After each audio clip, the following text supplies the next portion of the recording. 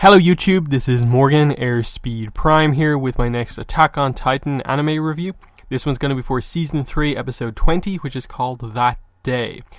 And this was a kind of huge episode of Attack on Titan just because of the information that it reveals. We knew it was going to be this backstory episode, and in my mind it absolutely delivered. This is something I suppose we've kind of been waiting for since day one. Reveals over the course of this season especially have given us a lot of insight into kind of what's going on, but this was the one that kind of really just gave us close to everything. There are still mysteries about like very early, just how Titans exist in the first place, the stuff that is just the legend of Ymir Fritz, and probably like will they ever tell that story properly and have it not just be told as a legend going forward. But in terms of everything else, this episode gives us complete context to I think a lot of other stuff that's happened in the series. Primarily Ymir's backstory, that we got, that was a little bit kind of confusing in that this is we're talking about another place here, aren't we? But the specifics of it weren't made exactly clear. Now we can piece that all together in that okay, Ymir was actually in Marley then, and she was also thrown off the wall here on Paradise Island. So those things are very cool. Plus, it helps to explain to us that okay, so this gives us much better context to Reiner, Bertolt, Zeke, and I think Marcel at the time before he was eaten by Ymir. What they are basically. They're Eldians, but Marley have sort of, I suppose, brainwashed them to be on their side. That's why they have the Titan powers, and they are coming to try and get the founding Titan. We knew that was the significance behind why they wanted Eren, but now we know the overall reason is that they wanted to bring back to Marley so that Marley can have the full power by getting all of the Titans on their side. But even that, just the literal reveal of the names of the kind of two races we're dealing with here, the two countries effectively, is huge. That everyone who can turn into a Titan is an Eldian. They all have their lineage that goes all the way back to Ymir Fritz. So anyone who is descended from her has the ability to turn into a pure Titan when injected with the Titan serum. And obviously anyone there has the ability to then inherit one of the 9 special Titan powers, which are a fragment of Ymir Fritz's spirit as the sort of original Titan,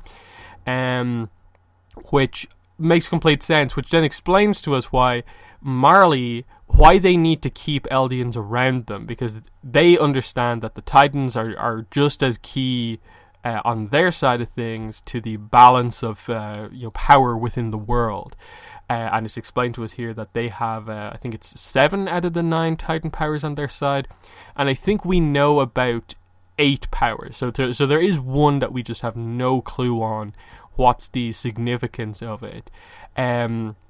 So we have the name of the next episode reveals that the Eren's Titan, Grisha's Titan, is the Attack Titan. Eren also has the Founding Titan power. There's the Armored Titan, there's the Colossal Titan, there's the Female Titan, there's the Jaw Titan, there's the Beast Titan, and Ymir's is the Jaw Titan or something like that, I guess. So it leaves one left unexplored, and that one is on the Marley side of things. But the character who has it, of course, has to be an Eldian. So, but again, this is where okay, they're born that way, but their allegiance is not by default to what race they are, which is kind of what we saw here with the reveal about Zeke in this episode. So, just a lot of content to kind of get through here, just with basically everything that they touched on here was a new reveal of, the Eldians are in this internment zone and they have to get permits to go out into the main town. They're allowed to live in Marley, but they are treated as completely second-class citizens, and they're considered devils, basically, because the propaganda, the victors write the history type stuff, is that all Eldians are guilty of the sins of their ancestors that happened in the past. But then we get like the other side of things, and that potentially the Eldians with the Titan powers weren't like the Marleyans say, and that they actually helped things. The Titan powers actually helped them to build and make the world prosper, and it actually is Marley are the ones who are like causing most of this problem. Now, the other thing in all of this is that the world is now much bigger. It's more than just the island that we were on. Like, this episode reveals to us that like most of the series as we knew it is just on one small island. But what we got revealed here with Marley isn't like the entirety of the rest of the world, as far as I'm aware. So there are other like races out there, in that like we haven't got the explanation on like the Ackermans or anything like that. And I think there's one or two other races as well out there. So there are other places, like I suppose this world's equivalent of Asia, like where I suppose Mikasa's mother would like originally be from and stuff like that. So while it seems very Marley versus Eldia, there's a lot more going on as well. It just, I think, is these two are like the kind of powers of the world because of the Titan powers. So that is, I think, really, really interesting. As for the more, I suppose, personal stuff here, of course, the reason this episode is called That Day, why Grisha starts here with the explanation of things, is that this is the day that his sister Faye dies. This is the day that she is killed, basically, by the military, by the people who run Marley, basically. And so it sort of inspires Grisha's hatred of them, and it was the day he learned the truth about things and wanted to, restore Eldia, basically. And so he eventually gets to join the Eldian restorationist rebel movement, and they learn about their secret informant that they have within the government called Owl. The introduction of Dinah Fritz here, who is a descendant of the royal blood of, I suppose, Ymir Fritz. And this explains that those two get married. They have their son, who is Zeke. So this is Grisha, who has a son with another woman. So Zeke is actually Aaron's, I suppose, half-brother, I think is the term for this. But, they are related. So that explains the scene from a few episodes ago of Aaron and Zeke talking, and why Zeke knows so much about Grisha, basically, because he's both of their fathers. So that's a big reveal. And then what they do with Zeke here, of like Zeke actually is planned to basically, from his birth, to become one of these Marleyan warriors who eventually will go on to get the power of one of the Titans that the Marleyans have stolen. But he actually betrays them and turns them over to Marley. So it seems like Zeke, I suppose potentially in part because of the way Grisha raised him, goes against him and sides with the place that he lives, rather than, I suppose, the dream of freedom. Which explains why Zeke is now a huge part of everything going on here. Why he's sort of leading this mission with all these other Titan shifters to get the founding Titan back.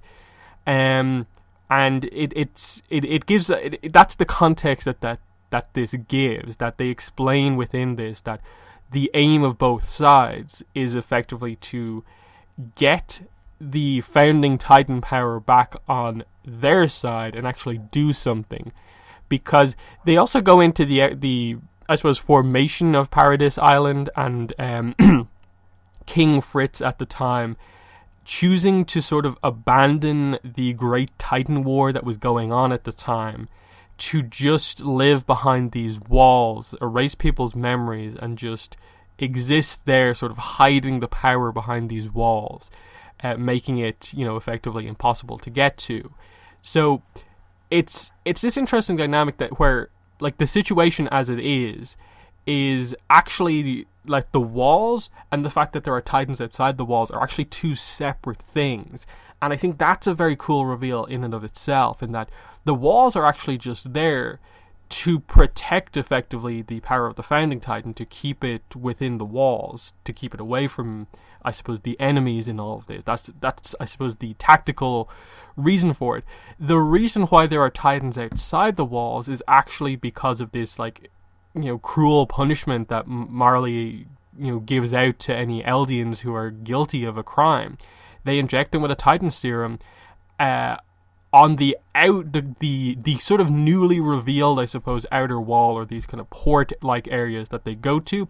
They cross the ocean, there's a wall right there, they just inject them, throw them off the wall there, and basically allow them to wander in between what is effectively the shoreline of Paradise Island and the outer wall that we've known about all this time. The one that we basically just took back here over the last couple of episodes.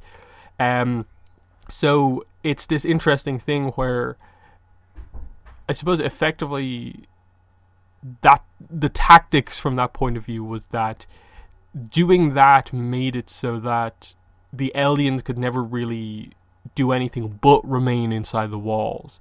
And it sort of trapped them in there so that there was no way of, in a way, like, counter-attacking, and it's just a punishment in a way for Eldians as well.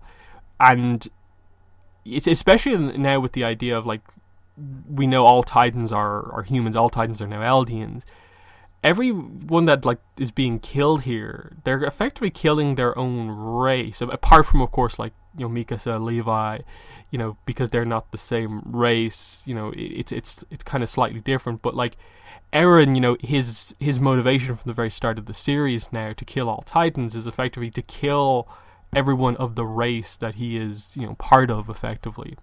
And it's interesting how, like, the truth of the situation is so much bigger than that. And I think the best example of that is, of course, the emotional moment that starts Eren's quest, basically, is the death of his mother at the hands of a Titan.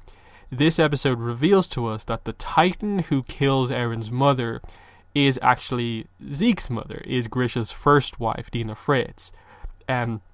This also explains to us why Eren punching Dina Fritz, why that allowed him to activate the power that otherwise he's never been able to activate, that being the founding power that he has. Because he's not of royal blood, I suppose the power only activated here because she was of royal blood. So it creates this sort of situation where, like, oh, if there's any way to at all use this power, then Eren can use it by, I suppose, coming into contact with someone who is of royal blood. So I suppose, does that mean that he can use the power with, like, if he just touched Zeke, he'd be able to use it. If he touched Historia, he'd be able to use it as well. Because I suppose what we get here is that, the Fritz and Rice are effectively the same family. They just changed it to sort of hide the true nature. So it potentially gives whenever they figure this out, of course, within the series, it gives an opening to, like, oh, there are a few characters where, like, Eren can work with to use that power to control other Titans. But in a way, like, it's almost this power that it isn't as important anymore, because for the most part, it feels like the mindless Titans outside the walls are sort of covered. Like, they're not really a threat anymore because of the technology that they've developed. It probably will come in handy if they learn how to use it, but it's not this essential thing now where, like, they need that power just to have a chance. They can beat Titans now. So that's very interesting. What else do we have here? I suppose we get the introduction of Kruger as well, who at the end of the episode is revealed to be the guy who, at this point in the backstory, is the person who has the attack Titan, and he saves Grisha on the wall after everyone else has turned into a Titan by pushing Gross to his death. So the guy who effectively killed Faye dies, and it's like this, like, you're happy because he is just revealed to be an absolute kind of sorry excuse for a kind of human, just with everything he was talking about. You are meant to absolutely hate that character. So he's killed, and then he turns into the Attack Titan and basically destroys the boat, which is going to allow the executioners effectively to get back to Marley. So it's effectively this situation where it's going to leave now Kruger and Grisha on the wall to discuss whatever's going on. And then just with what we know about Grisha, he is going to at some point eat Kruger to get the power. So I assume this is going to be Kruger passing on the power for some reason. I don't really know why necessarily that's going to happen, but that is something that has to happen. And then I suppose that will get us to why Grisha ends up outside the wall and then is found by Keith and brought in, which is the other part of the backstory we've already seen. So a next episode also will be covering the backstory, but I get the feeling the backstory will be covered relatively quickly. I don't think there's going to be a ton more that we need to go through. So it will allow, I think, more scenes with the other characters, because we've only got 2 episodes left. The next one is going to have to finish off the backstory, and then 1 episode to round off the season. And then we'll be on break until whenever they decide to come back. But what else do we have here? We did get 1 scene with Eren, Mikasa, and Armin. The main idea of this is just that it gets across that Eren wakes up, initially doesn't realize who or where he is, but gets across the idea that because he's just, I suppose, read the story of Grisha, it now has awakened those memories within him, because when you eat a previous Titan shifter, you gain their memories, but like for Eren, they'd kind of been forgotten. Now he finally has those. So it serves this purpose, basically, of we as the audience got the backstory as what we assumed was the visual way for the show to show us a backstory and not have it just be looking at Eren on screen reading a book. Whereas now it's revealed to us that no, what we saw is actually stuff that Eren properly experienced. He now has the memories of that. The Grisha's memories of what happened, which is what we saw, are part of Eren, so he remembers them super vividly, whereas every other character has only just read what happens. So I think that's sort of an interesting, kind of important one to know. It's always interesting with flashbacks, how they go about, like, is it just a story told to them from a book or by word of mouth, or is there some unique way by which the character actually experiences the flashback? And in this case, Eren does, but none of the others can. Yeah, I suppose in a similar way to the fact that Armin effectively now has Bertolt's memories, which will give, I suppose, some context if he can fully remember them and bring them all out. Eren and Mikasa, of course, are in prison right now for insubordination, and it looks like there'll be a little bit of a trial next time out. I don't see them really being punished, like, severely for what happened. I think they have to do it just for, to keep with the rules. They'll get some sort of a punishment, but given what happened, what was accomplished, and the success in the end, I think the focus will shift more onto, we now have this crazy information. What do we do with it now? We now know that there's Marley out there. The entire existence that we knew is now completely changed. The reason we only live on this island behind these walls is because it was to, like, protect this Titan power in the first place. There's this place out there who has all these other Titan powers, and that's why we've been attacked. That's why the walls were broken through, just to get these specific powers.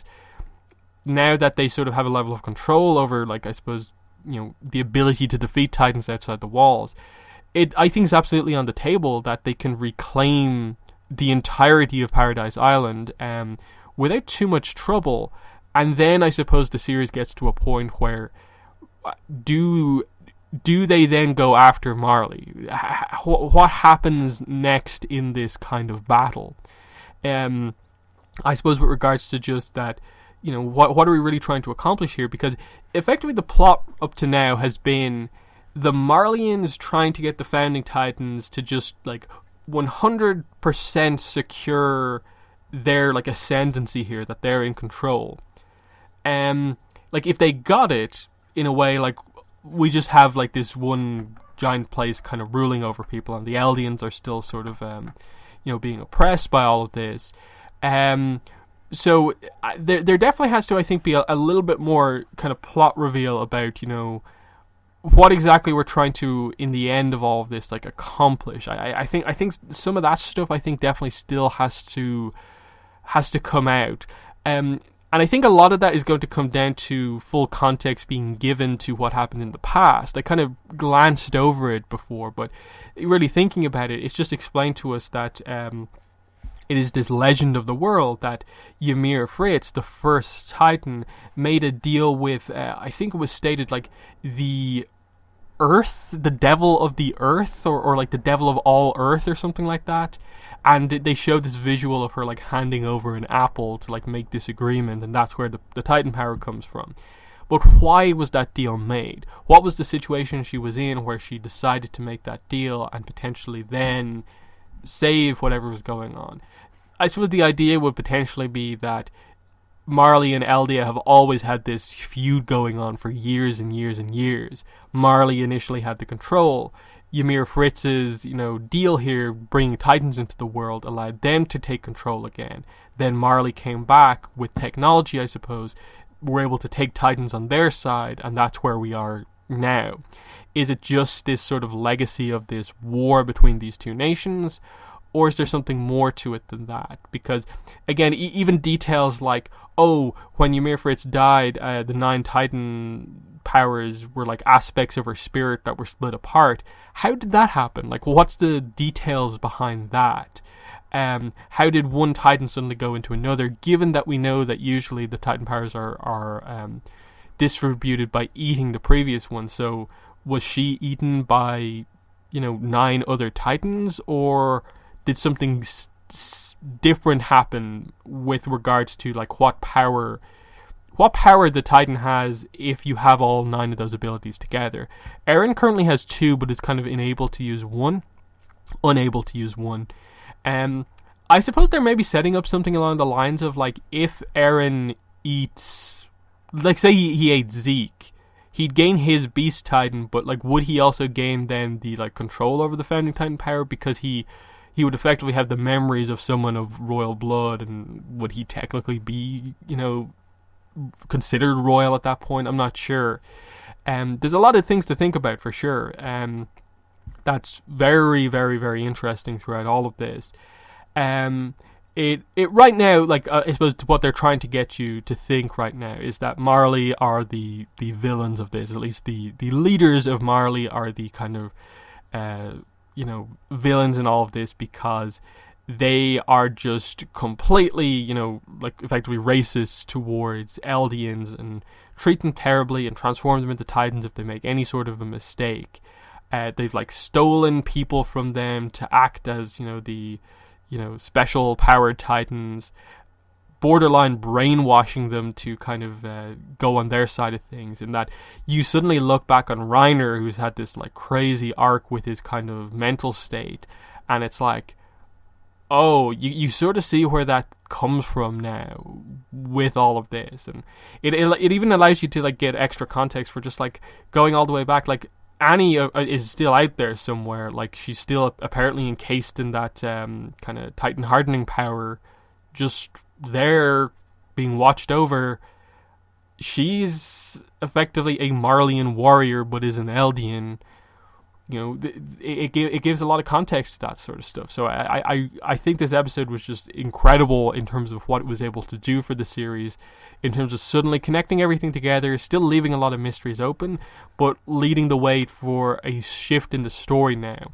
In that we're basically at the point now where, for the most part, like, the characters have sort of accomplished what they kind of wanted to do in the first place. Of, like, they've sort of reclaimed the walls. The Titans left there outside, given that they've sort of chased off the other Titan shifters for now, shouldn't be too difficult to deal with. They have the freedom to progress past the walls. The problem now is that what's beyond the walls and, I suppose the sea, is the new enemy. And how does the entire Paradise Island, how does the leaders within the walls want to deal with this new information? Like, will they tell the entire population about what they found out, or what?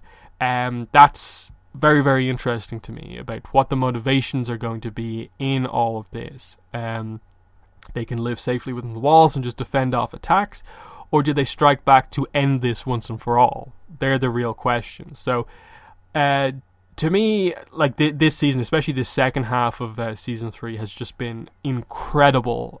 Really amazing run of super high quality content, and yeah, I'm excited for next week's episode and the one after that to finish off the season. But yeah, another interesting thing just to finish it off, like the next episode in English I think is directly translated as The Attack Titan, but in Japanese it is Shingeki no Kyojin, which is the name of the series. So I suppose it effectively means The Attack Titan, and Attack on Titan all effectively just have the same translation. But that's interesting in that, like, it is this Titan we've never known the name of. Now we get it, and it's like, oh, that's the name of the series: Attack on Titan, Attack Titan. Aaron's the Attack Titan. Okay, cool. And I suppose it also confers to us that the Attack Titan and I suppose we don't actually know. Like, they said they have 7 of the 9 powers were on the Marleyan side, so one of them was the Founding Titan.